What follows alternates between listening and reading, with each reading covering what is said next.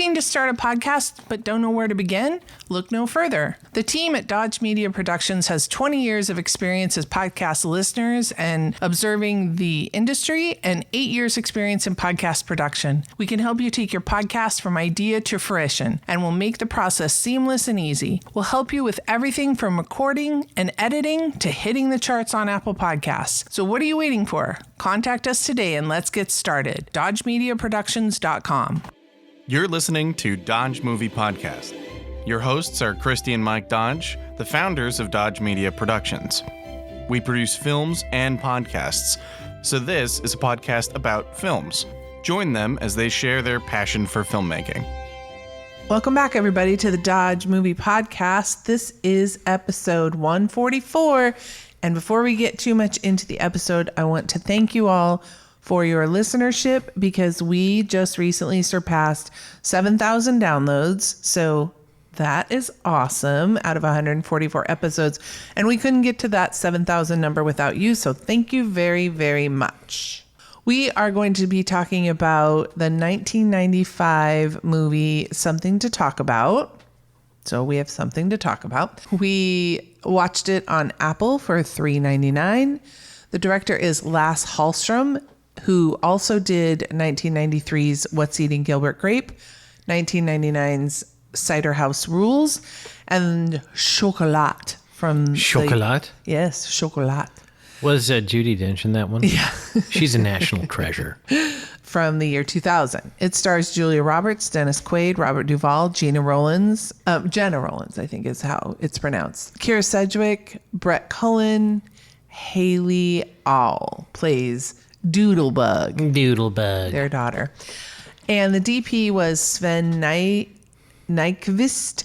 Hallström and Nykvist, they sound like Swedes. Yes, they are. They are Swedish. I was hoping you were going to say they met at an Abelskiver cooking contest. That would be better. Yeah. Sven did 1978's Pretty Baby, 81's Postman Always Wings Twice, Star 80 in 1983. In 93, he did Sleepless in Seattle. I know. And then he also did What's Eating Gilbert Grape. The writer is Callie Corey, and she also wrote the famous Thelma and Louise, The Divine Secrets of the Yaya Sisterhood, and 124 episodes of Nashville. Okay.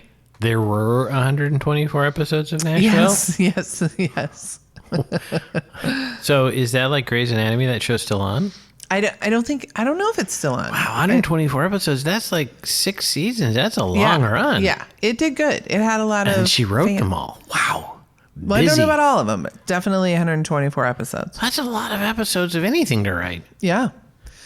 The synopsis is a woman's world is rocked when she discovers her husband is cheating on her. The tagline is a story about husbands, wives, parents, children, and other natural disasters. It's okay. Yeah. All right. I have no trivia. I tried to do research on this one. There just really wasn't a whole lot out there. So let's kick it off with your pickup line. Oh my God, make a noise or something. And that's what Grace says when Eddie sneaks up on her. That's right. She's in mid, I think, breakfast prep or lunch prep. It's like a lot of movies start out this, well, I shouldn't say a lot. There's a handful of movies that start out this way, like the chaotic morning, you know? Yeah. Like, so I think the dialogue isn't maybe quite on the nose, but that interaction does definitely kind of foreshadow the main conflict of the film. I have to say the character of Eddie, as played by Quaid, is such an unlikable character to me. And that's an example where he seems to be entirely ignorant or uncaring of other people around him. Mm-hmm. And there's a spot later in the film where Julia Roberts' character of Grace and Eddie have a conversation kind of about what happened, what led him to go to the blonde and etc. And I thought the dialogue as written was very accurate and realistic, but I still couldn't stand his character. I know from the writing I was supposed to want them to get back together, but I am still bitter that they get back together in the final scene. I can't stand that character. I don't know why, but so maybe Quaid did a fantastic job. He landed that performance exactly where he did, which was despicable. But boy, I don't like that character. I don't feel like we are necessarily. I mean, obviously it's a rom-com, so we are supposed to want them to get back together. And does he change? Like, does the love change him, or is it her that changes? I believe it's more her than him. I would say her, because she leaves her father's stable and kind of goes out on her own. Mm-hmm. And so there's a couple of touch points. Like, her sister says, like, she points out, like, you chose him despite his nickname, and I can't remember what his nickname was. Hound Dog. Oh, yeah. So, like, she had full warning, and she invited him to the Sadie Hawkins dance. And I think why I've always loved this movie is it's a woman who is trying to do all the things that society and her family are telling her one ought to do for satisfaction and love, and this is just what you do. I think there's even a scene with Jenna Rollins and her character, because she's like, Mom, why did you put up with this? And we get in a very hurtful way, Julia kind of lashes out at her mom and lets it be known that her father cheated, and the mom kind of looked the other way. And that's what everybody is kind of wanting. Let's see, so I don't keep saying Grace. They want Grace to do the same thing. Just, boys will be boys, and take care of your daughter, put your head down, keep working, and just keep moving on. And it's the South where... I was going to say, it is the film very, I think, accurately captures what I would call the Southern just smile and keep going kind of thing, right? They're kind of English in that way. Like, we don't talk about our feelings, we push them down, and we don't talk about... We maintain appearances. Yeah. Right? Yeah. And I think there's even dialogue in there. I did make a note of it, but where they talk about the concept of embarrassing the family.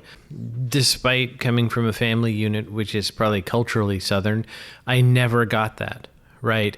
Like, kind of, who cares?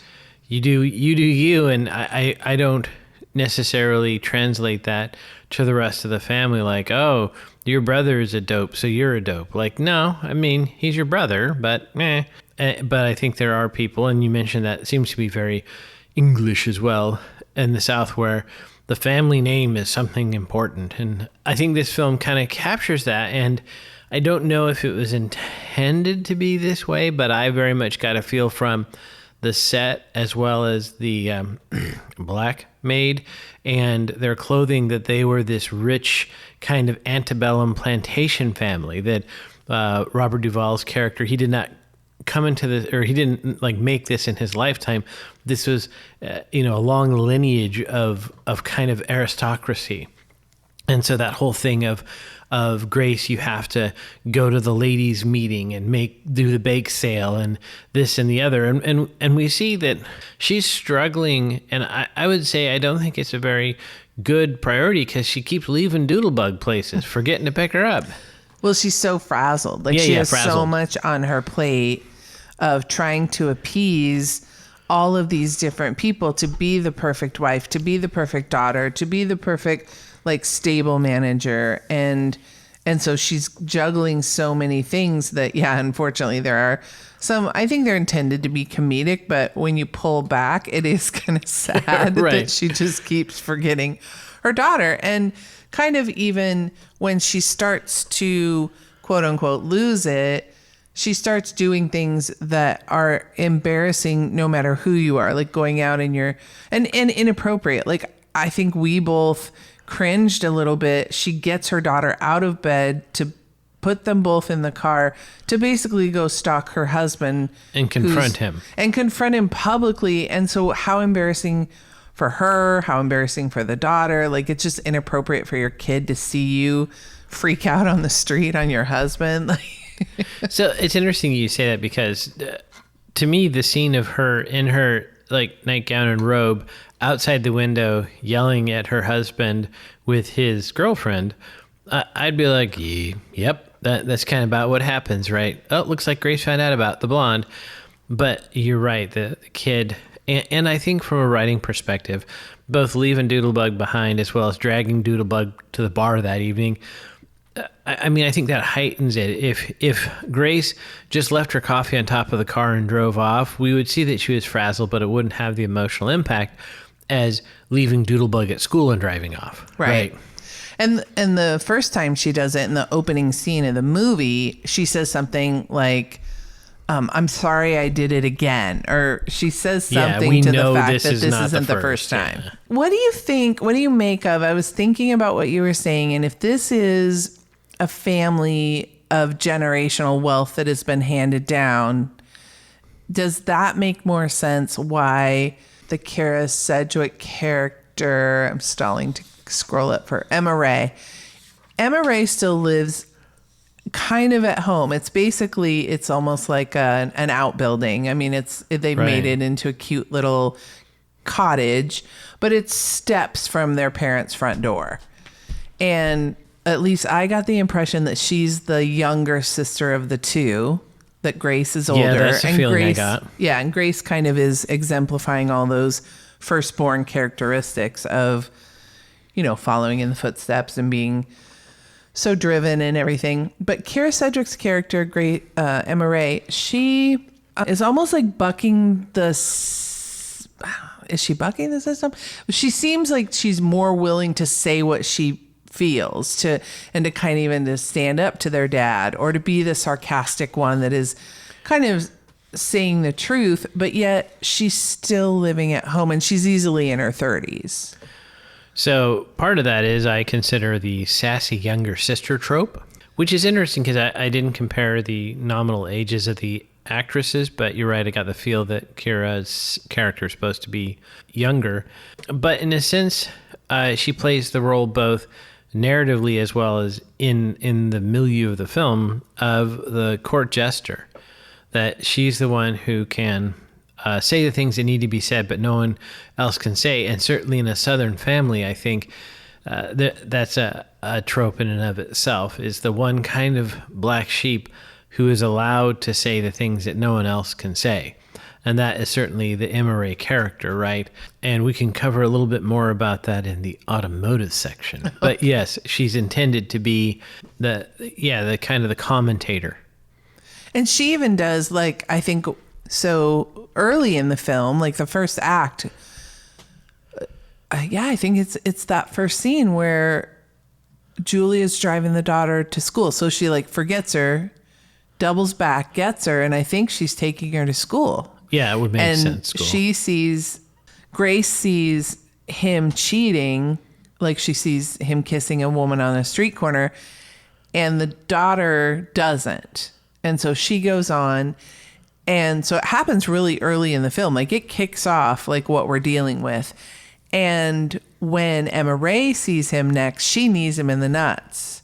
And she's like, well, I feel better. So don't you think like Emma Ray is doing what the audience would want to do? Because we immediately, we don't get any time to like Dennis Quaid's character. Well, yeah, the first thing we see him is he is kind of a bit of a weenie to his hardworking wife, and then we see him with this hussy. Right. Yeah, it's interesting, that scene. I believe I paused the film when we first see Eddie kissing the blonde. And as a not practiced philanderer, I don't know the logistics of this, but it would seem, right, that kissing her on a busy street corner would run the risk, not necessarily of Grace seeing him, but people they know. Right. Well, and if this is the way to school, like... Right. Yeah. This is like the major road through town. You're like, but then after reading Esther Perel's book, that it could have been that he was kind of wanted to get caught. Right. Well, and he was a hound dog. And there is... I can't remember. Is it in the ladies' meeting or somewhere else? She finds out that there are other women in the town that he has made time with. And that was actually a fantastic bit of writing, as the woman starts apologizing for sleeping with Eddie, the other woman, and at first Grace is talking about a different thing. And then slowly it dawns on Grace, oh, she's apologizing for her stooping Eddie, not for someone else. And she has a great line where she stands up and she says, I was just wondering if anyone else here had my husband. Yeah. And that is, especially in that culture, that's an amazingly brazen thing to do, which is such a transformation of that character from the beginning of the film. Yes, Right. she's starting to kind of come out of that shell as the perfect overall woman and kind of do things that are challenging the system as well as kind of discovering herself. But then in the end, so it makes for some funny scenes, although this could be at least a misdemeanor, if not a felony. Her like great aunt suggests that she poison him with syrup of ipecac to make him sick. I guess that's not considered poisoning. That's a really good point. I'll have to contact my legal beagle on this issue about whether that would be considered a form of assault and battery to Cause someone violent. Yeah, but that's a real good question, because one could argue that vomiting or the other end is not life-threatening. Mm-hmm. So curious, yeah. So I think she realizes that maybe she's taking it a little too far. And then I don't know, I kind of got at least I don't know, when did I say this came out? 93? My 21-year-old self? 95. Sounds about right. So my 24-year-old self. When I first saw this, I felt like she saw him hurting, probably a little bit of guilt, and realized what she had done, and maybe she shouldn't have listened to her great aunt and she took it a little too far. But also it was like, oh no, I love that person and they're hurting. That's what I think I took it as a younger woman. Does that make sense? You mean that's what the auntie said when she gave her the ipecac? No. So how I responded to her poisoning him, and then when she sees him hurt and in distress, that's kind of when she changes her mind and starts to soften to him. Because I guess they had a conversation and they were dancing and it got romantic. That's what the turn was. She did immediately, though, feel bad about dosing him, I guess you would say. But see, that's, again, at that point, now I start to turn on Grace because I don't like him. Yeah, because you didn't want. So that happens, and then they get back together, and at the very end, it's very... Oh, we don't know that they get back together, I guess. And so she's going off to vet school, which was her dream. She told her dad, I'm not going to be your stable person. And in both ways, right? A horse stable and... And so we don't know. And she goes, no, I've got a date. And then it turns out she has a date with him. He's waiting at home and he's cooking dinner. That was my vomit sound. Sorry. Oh, and there's something in the Cuisinart, like it looks like whipped cream or something. And she starts to try it, but then she looks at him and there's this moment where she's like, oh no, is he getting revenge? And so she has him try it first. So, I just realized this is like La La Land. Just chop off the back 5 minutes and you got a good film. Well, yeah, you just want to see her. You want to see her going to vet school. You want to see her maybe going out on a date with somebody. Maybe she dates Dermot Mulroney. Even if she doesn't date Dermot Mulroney, even if she goes to vet tells school. Her dad she's going to vet school. She's as a character, she's grown. She's moving on. Roll credits. Yeah. Yeah.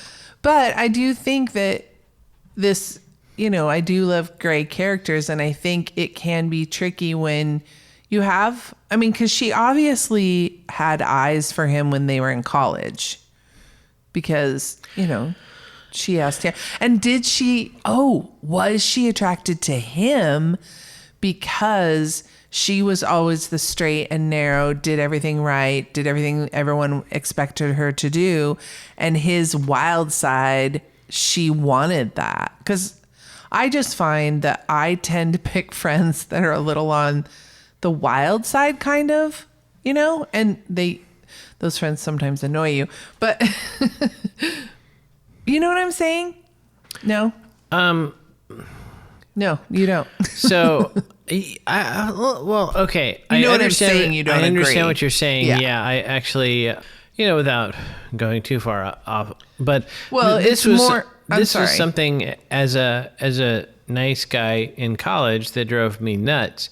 Yeah, I do think a huge percentage of women are attracted to the bad boy, and then they whine and complain when he's a bad boy, right? Dr. Phil said if he'll do it with you, he'll do it to you.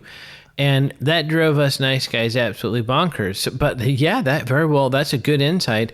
I bet that was the attraction to that character. Because he was hound dog and he had eyes for everyone else, he was a bad boy. But don't marry those people. So it makes more sense, though. I just realized earlier she married her dad. Yeah, that's a good point, because Robert Duvall was also had a wandering eye, as we've been. But what's fascinating about that is that the hypocrisy, where the doctor told Jenna Rollins that she had nice hips, and then he tries to beat him up. Wow, what phenomenal hypocrisy there. Mm-hmm. This guy just said something you don't like. You did stuff. Right? Like, what ground does he have? But I think that, again, that's a realistic portrayal of human behaviors. It's just ironic. Yes. So do you have anything else that you want to cover as far as the story or cinematography or editing? I will say for the cinematography, two things. One is there were some gel shots on Rollins and Roberts at the fried chicken dinner that was very old-timey Hollywood. I always appreciate that. And then they obviously shot modern footage of Duvall and Roland at a horse show, but then they ageified it, which in 95, I assume they had to do with film stock, not with digital stuff. So credit to the camera department for that one. Yeah, I noticed that her hairstyle changed over the course of the film. Okay, so I do have a note. First of all, my first note under costume, hair, and makeup is Grace's braid. So that was working. And my last note is her hair at that final party is at least 20 years out of date. And I mean, I this stuff is never an accident, right? I'm just curious what the director and the hair and makeup department were going with on that one, because that bumped. And I'm not really a hair person for obvious reasons. My hair gave up a long time ago, and I don't really follow those things. But I noticed, man, that was really, really old hair. So I was looking, I remember reading and doing some of the research, and unfortunately I didn't write it down. The film had a different title, and then something fell through, and then they chose the Bonnie Raitt song. Perhaps it was Ain't Nothing But a Hound Dog. But they couldn't get the rights for that song. Oh, I like that. I was trying to see when something to talk about. I think that song had already come out, and then they yeah, I think it came out a few years before the film. Yeah, I remember looking that up. Was there any head trauma? We know there was some stomach trauma. Was there any head trauma? I went ahead and listed Emma Ray kneeing Eddie in the nuts under head trauma. Different kind. Yeah, different kind. I get it. Barbara Stanwyck gets backhanded in 1947's California on the TV. And then, wow, very meta. And then Wiley attempts to punch Dr. Frank Lewis, who dodges the blows and mentions that he boxed in the Navy. So kind of not really direct head trauma, but 3 adjacent. So besides the Smoochie that kicks off the conflict in this film between Eddie and his blonde lady, is there any other Smoochies? Smoochie. I made note of Jamie smooches Grace after the bar. I think Jamie is the divorcee who has the horse, who we are supposed to think is who she has the date with when she comes home. And so it's an extra kick in the guts when it's that scumbag Eddie. Oh, Eddie. And how about a driving review? All right. So in this particular case, the driving itself was mostly okay, with the exception of either Grace's silver 93 Jeep Grand Cherokee has horribly loose steering, or it was on a process trailer and nobody told Julia that the background wasn't moving. Because there's a lot of hand motion from the driver and nothing happening with the rest of the car. I always forget to look at that, and you always look at it, so I love that. So that silver Cherokee says that she's a responsible American. You'll notice that her father, Wiley, has a white 69 Lincoln Continental Mark III, which says money and conservatism. I will mention they all drive American with 2 exceptions. One is Emma Ray. She has a lemon chiffon 56 MG, which says that she's quirky. It's the non-American car. It's incredibly impractical on a horse farm. It's expensive to maintain. All these things. It is the absolute least practical choice she could have gone with. but it matches her character. Yeah, I was just going to say that. It totally feeds into her character. It's kind of like the spoiled younger sister who's still kind of probably financially reliant on the folks, because we never see what she does for a living. Yeah, I think she comments on the family for a living. But and so, yeah, the first scene we see her, she comes out and gets into it. It's a great use of the car to indicate, kind of like you do with wardrobe. This tells you about the character. And the only other person who does not drive an American-made vehicle is Eddie. He has a silver 94 Mercedes-Benz E320, and it's a two-door. So he can't say like, oh, it's expensive sedan for work, I have to look like him. No, it's the two-door. So he's just a pretentious douche. And he's not committed to his family because he has a kid. Why would you get a two-door coupe like that if you have a young kid who has to climb in the back and get a car seat? Totally tells us all we need to know about that character. It's fine if people do drive that car, just not a family man. It's not a good choice. So that was that was it. I think for that part of the country, that all those cars make sense, right? They would drive American. Mm-hmm. Yep. Shall we go to the numbers? Let's go to the numbers. So this is a Warner Brothers picture. It had a budget of $30 million. It brought in $50 million domestically and $77 million worldwide. So adjusted for today, that would be like $123 million. It doesn't get high marks. It's a 5.7 out of 10 on IMDb. Critics really didn't like this movie at 39%, and audiences found it not much better, but a little bit better at 52%. It's an hour and 46 minutes. It is rated R, I believe, probably for language, probably a couple F words in there. Yeah. It is listed as a comedy, drama, romance, and it was filmed in Georgia and South Carolina. It received 3 nominations for Kira Sedgwick. She got an American Comedy Award, a Golden Globe Award, and the Chicago Film Critics Association Award. And Julia won that year the award for Worst Foreign Actress. Worst I know. Foreign Actress. That's pretty harsh. Oh, okay. Just as an aside, why give out that award? I agree with you. I'm not just being funny, but no. How does that help anything?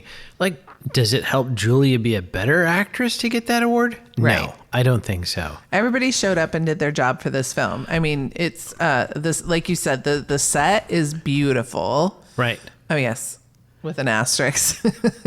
But you've got these beautiful horses and this wonderful scenery. And, I mean, it's just everybody showed up and did their job. Everybody's makeup looks great. Everybody's hair looks great. The images are fine. The sound is fine. Everybody did fantastic. Yeah, so there's no reason to do that. I shouldn't have mentioned it. Well, but I think it does kind of highlight why I think it's weird to give out any award for art, right? But in general, right, if you don't have something nice to say, breathe through your nose is a good plan. But more importantly, I don't think we should let our frustration with the story, because some of us apparently don't like the Eddie character, affect the review of the film. I mean, that's part of it, but it's not all of it. And so, yeah, I think it's better than the critics and the IMDb rating would say. And I do think of the N-1 people on that film who showed up and did their jobs very well as professionals. And we can argue about kind of the ending.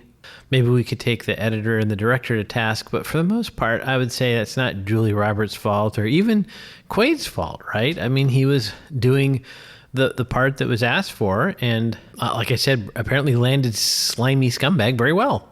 Well, and could you look at this as a cautionary tale that maybe for some people, if they are in a relationship where they keep forgiving their partner for, misdeeds, do you see this and somewhat become inspired to say like, oh, I'm not going to let that happen to me? Yes. This comes back to, we were just talking earlier this day about a Hallmark movie, and they have gone the other end of that spectrum, right, of aspirational. Here's what you should do. But this could be argued, this film is kind of, here's what you should not do. Right? Don't be Eddie. Well, and I don't think that we would want movies filled with all people doing all good things. Well, you're right. It's not very dramatic. It probably wouldn't be interesting at a certain point, right? It's like cotton candy, maybe. Like, it's really nice, but as a counterpoint. And sometimes, you need a Feijoa with a little tartness in your life. Because there are Eddies out there, and there are female Eddies. So right, we need to be aware. And what would we do if we encountered people like that? And sometimes there are interesting stories about people who are not at their best or not even nice people, right? Right. I can't imagine how you could do this, but I think there is somewhere a way to make an interesting movie about Hitler, right? There's probably some part of his life that if you portray an example, Ridley Scott has a film out now about Napoleon, right? Maybe not the nicest guy, kind of apparently a bit of a dictator. He conquered lots of Europe. Lots of people died because of his choices, but maybe there's an interesting story there, right? So I will allow that. And that's where I don't want to go too far, but it's like, I don't think it's fair to say that this is a bad film or that was a bad performance just because, they tried to tell an interesting story. Maybe it didn't work out like everybody hoped, but I don't know. Mm-hmm. It's an okay film. I wouldn't say it's a bad film. Yeah, I enjoyed watching it again. Yeah. So that'll do it for this episode of the Dodge Movie Podcast. We have one correct guess for what the theme for this month is. The films were, to give you a reminder, Three Amigos, City Slickers 2, Something to Talk About, and next week we are going to talk about Buck, a documentary about the gentleman who inspired the story The Horse Whisperer. So turn in your guesses at Christy@DodgeMediaProductions.com. And never forget, Dodges never stop, and neither do the movies. Thanks for listening to Dodge Movie Podcast with Christy and Mike Dodge of Dodge Media Productions. To find out more about this podcast and what we do, go to DodgeMediaProductions.com. Subscribe, share, leave a comment, and tell us what we should watch next. Dodges never stop, and neither do the movies.